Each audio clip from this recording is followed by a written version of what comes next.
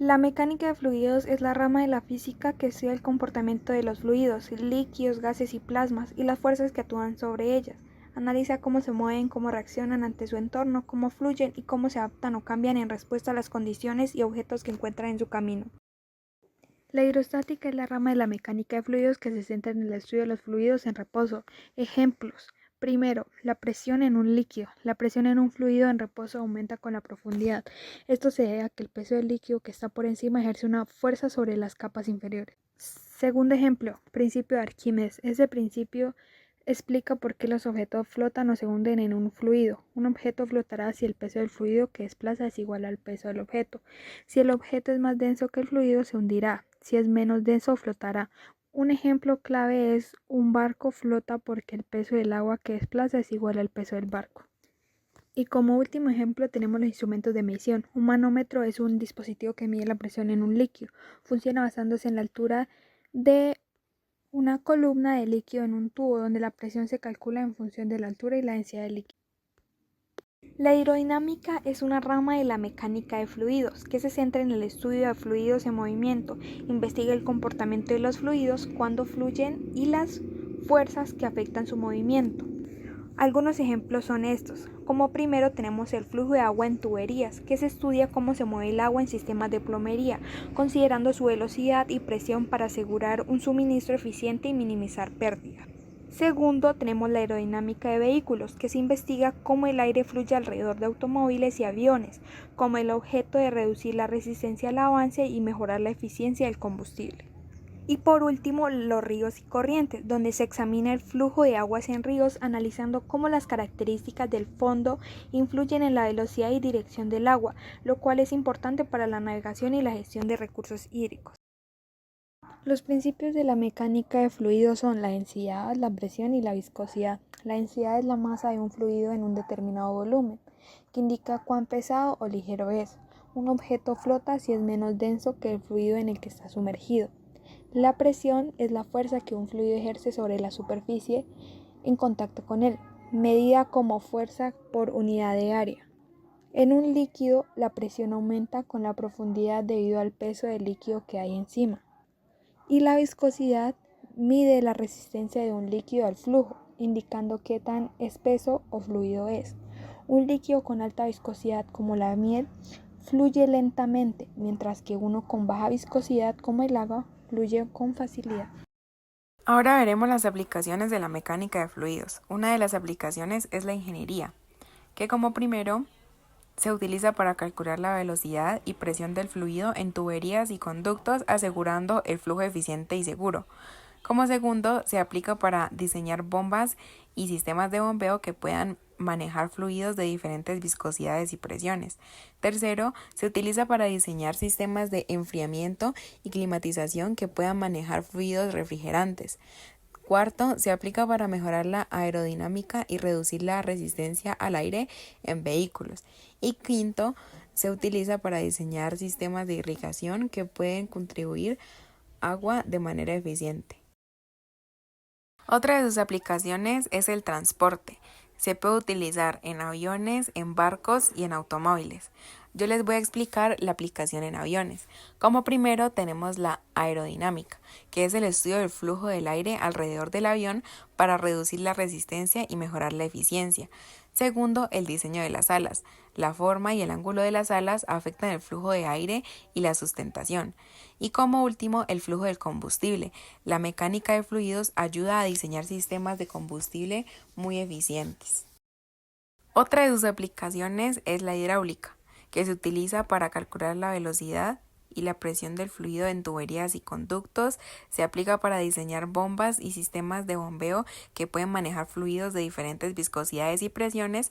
Se utiliza para diseñar sistemas de irrigación que puedan distribuir el agua de manera eficiente. Se aplica para diseñar sistemas de drenaje que puedan eliminar el agua de manera eficiente. Y se utiliza para diseñar prensas y embalses que puedan almacenar y regular el flujo del agua. Otra de sus aplicaciones es la meteorología, que como primero se utiliza para predecir patrones de viento, precipitación y temperatura. Segundo, se aplica para simular el comportamiento del clima a largo plazo. Tercero, se utiliza para entender la formación de tormentas y otros fenómenos meteorológicos. Y cuarto, se aplica para entender la circulación del aire en la atmósfera. Otra de sus aplicaciones es la medicina. Como primero tenemos la circulación sanguínea. Esta es la que estudia el flujo sanguíneo en vasos sanguíneos y su relación con la presión arterial. Como segundo tenemos la respiración, que se analiza el flujo de aire en los pulmones y su relación con la ventilación. Como tercero, la hemodinámica. Se estudia el flujo sanguíneo del corazón y sus cavidades. Y como último, el diseño de dispositivos médicos. Se aplica para diseñar dispositivos como bombas de infusión, ventiladores y dializadores.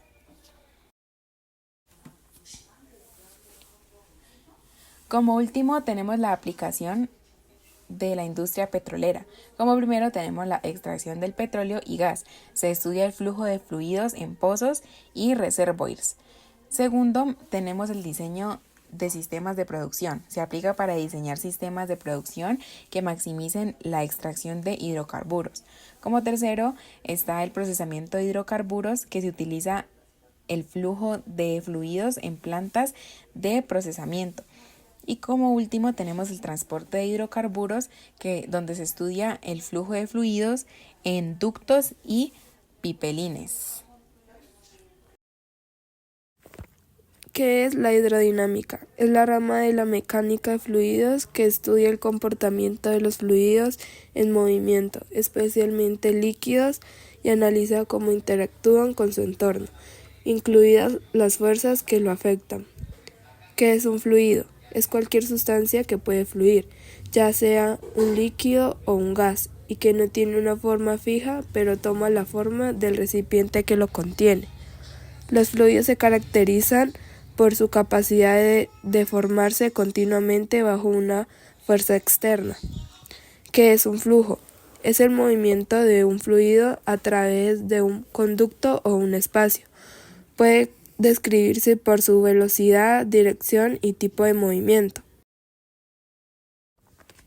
¿Qué es un flujo laminar? Es un tipo de flujo en el que las partículas del fluido se mueven en capas paralelas, sin mezclarse. Es un flujo suave y ordenado, donde las partículas siguen trayectorias predecibles.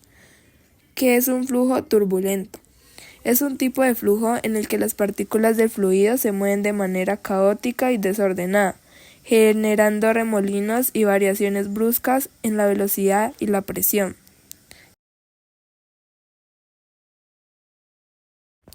¿Qué es un flujo estacionario? Es un flujo en el que las propiedades del fluido, como la velocidad, la presión y la densidad, es un punto que no cambian con el tiempo, aunque el fluido esté en movimiento. Y por último, ¿qué es un flujo no estacionario? Es un flujo en el que las propiedades del fluido cambian con el tiempo en cualquier punto. Este tipo de flujo es dinámico y su comportamiento varía constantemente. La presión hidrostática es la presión que un fluido en reposo ejerce en todas las direcciones debido al peso del líquido que se encuentra por encima de un punto específico. Aumenta con la profundidad y depende de la densidad del fluido y la gravedad. Su fórmula está compuesta por presión es igual a la densidad del fluido por la aceleración debido a la gravedad por la profundidad o altura del fluido. El principio de Pascal, también conocido como Ley de Pascal, fue formulado por el físico y matemático francés Blaise Pascal. Este principio establece que un cambio de presión aplicado a un fluido incomprensible y en equilibrio dentro de un recipiente cerrado se transmite de manera uniforme en todas las direcciones. Dicho de otra manera, cualquier presión ejercida sobre un fluido en un sistema cerrado se distribuye por igual a todas las partes del fluido y a las paredes del recipiente. Aplicaciones del principio de Pascal. Primero tenemos la prensa hidráulica, utilizada en fábricas para prensar, moldear o levantar objetos pesados. El principio permite que una pequeña fuerza, aplicada en un área pequeña, se convierta en una fuerza mucho mayor en una área grande. Segundo, los frenos hidráulicos en vehículos. En los sistemas de frenos en los automóviles, la presión ejercida sobre el pedal del freno se transmite a través de un fluido hacia las zapatas de freno, aplicando una fuerza considerable sobre las ruedas para poder detener el vehículo. Tercero, tenemos las jeringas. En las jeringas médicas, cuando se presiona el émbolo, la presión ejercida sobre el líquido se transmite a través de la aguja, lo que permite la inyección de fluidos en el cuerpo o la extracción de sangre.